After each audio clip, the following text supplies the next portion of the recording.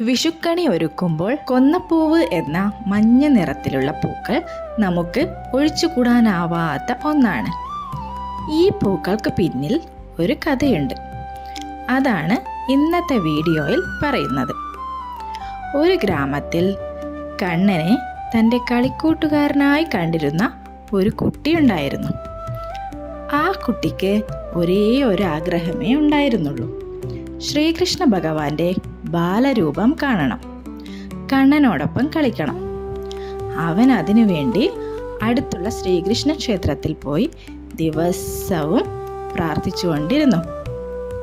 ആ കുഞ്ഞിൻ്റെ നിരന്തരമായ പ്രാർത്ഥനയിൽ മനം നിറഞ്ഞ ശ്രീകൃഷ്ണ ഭഗവാൻ ഉണ്ണിക്കണ്ണൻ്റെ രൂപത്തിൽ ആ കുട്ടിയുടെ മുന്നിൽ പ്രത്യക്ഷപ്പെട്ടു.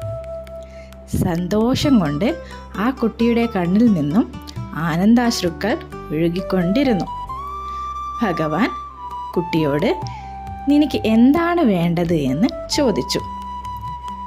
കണ്ണനെ ഇങ്ങനെ കാണുകയും ഒന്നിച്ച് കളിക്കുകയും അല്ലാതെ വേറൊന്നും തനിക്ക് വേണ്ടെന്ന് കുട്ടി പറഞ്ഞു.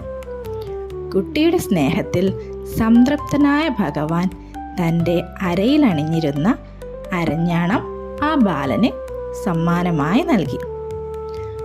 കുട്ടി തനിക്ക് കണ്ണൻ നൽകിയ സമ്മാനം പലരെയും കാണിച്ചെങ്കിലും ആരും അവനെ വിശ്വസിച്ചില്ല.